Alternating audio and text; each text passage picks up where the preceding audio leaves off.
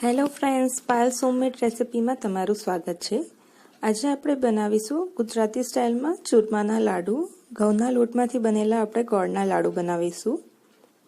તે બહુ જ સરળ રીતે બની જાય છે। તેની માટે આપણે સૌથી પહેલાં જે આપણે જાડો ઘઉંનો લોટ લેવાનો છે, 1 કપ જેટલો। હવે તેની અંદર 1 ચમચી જેટલું બેસન એડ કરશું, ચણાનો લોટ, અને 1/4 જેટલું ઘી એડ કરવાનું છે। ઘીનું મોવન દેવાનું છે આપણે અહીંયા। અને અહીંયા ધ્યાન રાખવાનું છે આપણે કે ઘીનો ઉપયોગ થોડોક વધારે કરવાનો છે। સરખી રીતે મિક્સ કરી લઈશું આને। ગઠ્ઠા ના પડે તેનું ખાસ ધ્યાન રાખવાનું, સરખી રીતે મિક્સ કરી લેવાનું છે।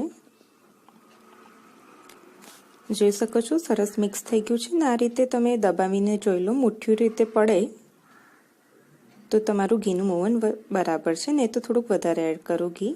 હવે તેની અંદર ગરમ પાણી નાખીને લોટ બાંધી લેવાનો છે। લોટ બાંધાઈ ગયા બાદ તેને 10 મિનિટ ઢાંકીને રેસ્ટ કરવા માટે મૂકવાનો છે।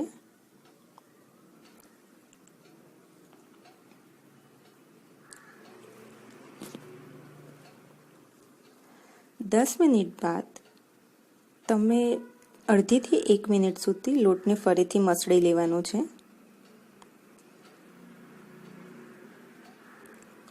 લોટ મસળાઈ ગયા બાદ તેનું થોડુંક આ રીતે હાથમાં લઈને બંને હાથથી દબાવીને તેના મુઠ્ઠિયા બનાવી લેવાના છે। તમે જોઈ શકો છો વિડીયોમાં તે રીતે। બિલકુલ આ રીતે આપણે બધા લોટના મુઠ્ઠિયા બનાવી દઈશું। બધા મુઠ્ઠિયા બની ચૂક્યા છે।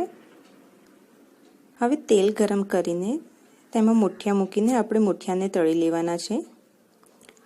ગેસની ફ્લેમ થોડી ધીમી રાખવાની છે, મીડિયમથી ધીમી, અને ગોલ્ડન ફ્રાય થઈ જાય, ગોલ્ડન કલરના, ત્યાં સુધી તેને તળી લેવાના છે। એ જોઈ શકો છો ગોલ્ડન એકદમ સરસ થઈ ગયા છે। હવે એને બહાર નીકાળી લઈશું આપણે। બહાર નીકાળ્યા બાદ તેને પ્રોપર ઠંડા થવા દેવાના છે।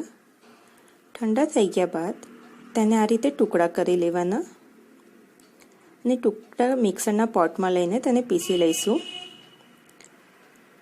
હવે આપણે એને ચારી લેવાનું છે। જે આપણે ઘઉં ચારવા માટે મોટો ચાળનો લઈએ છીએ એની અંદર ચારી લેવાનો। ચાર્યા બાદ જે ઉપર આ રીતે ટુકડા રહે છે તેને ફરીથી મિક્સરમાં ક્રશ કરીને ચારી લેવાના। એવું કરીને આપણે બધા મુઠ્ઠિયા ક્રશ કરી લઈશું। હવે 1/4 કપ ઘી ગરમ કરીને તેમાં અડધો કપ જેટલો ગોળ એડ કરો। અહીંયા તમે તમારા સ્વાદ પ્રમાણે ગોળનું પ્રમાણ વધતું ઓછું કરી શકો છો। હવે ગોળ ઓગળે ત્યાં સુધી તેને શેકવાનું છે। આપણે વધારે એને શેકાવા નથી દેવાનું, ફક્ત ગોળ ઓગળી જાય ત્યાં સુધી જ। હવે આ મિશ્રણને લોટમાં એડ કરો। અડધી ચમચી જેટલું ઇલાયચી પાવડર અને ડ્રાયફ્રૂટ નાખ્યા છે મેં અહીંયા। સરખી રીતે મિક્સ કરી લેવાનું છે આને।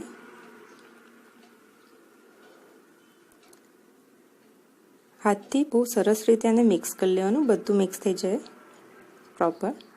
હવે આ રીતનું એક મોલ્ડ જે આપણે તૈયાર મળે છે બજારમાં, તેની અંદર થોડુંક મિશ્રણને ઉમેરીને આ રીતે તેના લાડુ પાડી લઈશું। 6-7 વાર થોડુંક ટેપ કરવું પડશે ઉપરથી। જોઈ શકો છો સરસ એવા લાડુ બની જાય છે। આ રીતે આપણે બધા બનાવી દઈશું। હવે તેની ઉપર આપણે ખસખસ થોડીક નાખીશું અને લાડુની આજુબાજુ બી થોડાક ચોંટાડીશું ખસખસને।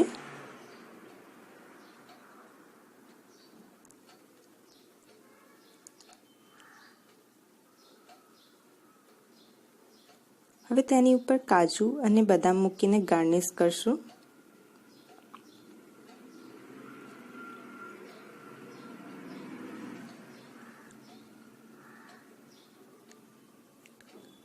અહીંયા આપણા ચૂરમાના લાડુ બનીને બિલકુલ તૈયાર છે।